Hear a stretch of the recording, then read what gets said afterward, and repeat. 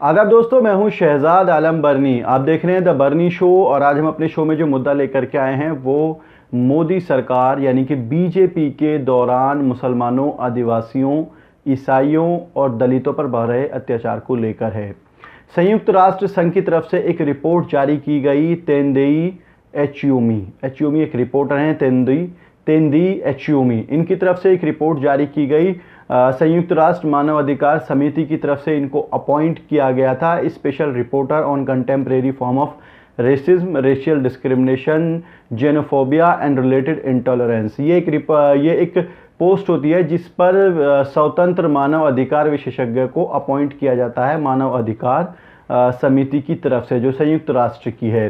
ये दरअसल विदेशों में जो इंटॉलरेंस की घटनाएं होती हैं, डिस्क्रिमिनेशन की घटनाएं होती हैं और जो हमले होते हैं लोगों पर, जो रेशियल डिस्क्रिमिनेशंस होते हैं, उनको लेकर के एक रिपोर्ट तैयार की जाती है कि किस वजह से ये मामले घटित हो रहे हैं। संयुक्त राष्ट्र की आम सभा में एक रिपोर्ट सबमिट की गई जिसके आधार पर तेंदेई एच्यूमी ने एक रिपोर्ट बनाई और उसमें कहा कि बीजेपी के नेताओं के भड़काऊ भाषण की वजह से हिंदुस्तान में दलितों, मुसलमानों, आदिवासियों और ईसाइयों पर हमले के मामले बढ़े हैं।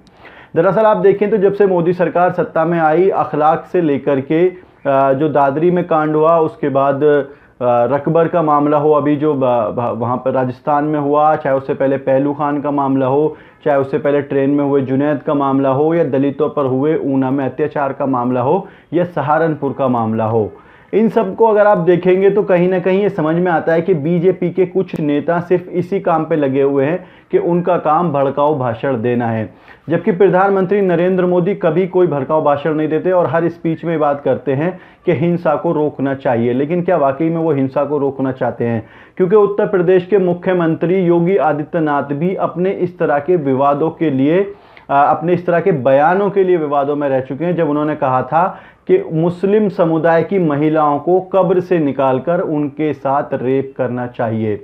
सिर्फ योगी आदित्यनाथ नहीं, इसमें साक्षी महाराज हों, चाहे कि जो संगीत सोम हो, चाहे वो साक्षी हों, चाहे वो साध्वी हों, इस तरह के मामले अक्सर और बेशतर जो हैं वो देखने को मिल जाते हैं। कभी कभी कहा जाता है कि फिर से हिंदुस्तान का बंटवारा हो जाएगा इसलिए मुसलमानों को रोको, कभी कभी कहा जाता है कि इनकी आबादी बढ़ रही है इसलिए इनको रोको, कभी कहा जाता है इनका काम आतंकवाद फैलाना है इसलिए इनको रोको।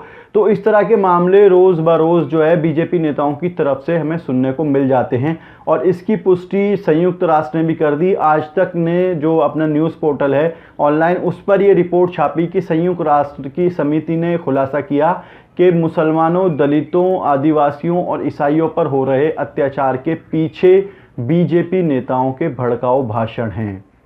क्या आपको भी ऐसा लगता है? अपनी राय हमें अपने कमेंट बॉक्स में जाएं और कमेंट ज़रूर करें इस वीडियो पे कि क्या आपको भी लगता है कि जो मुसलमानों और दलितों पर अत्याचार हो रहे हैं वो बीजेपी के नेताओं के भड़काऊ भाषण की वजह से हो रहे हैं?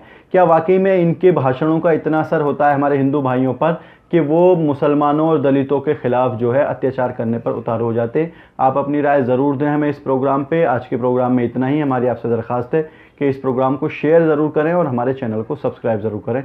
बहुत बहुत शुक्रिया।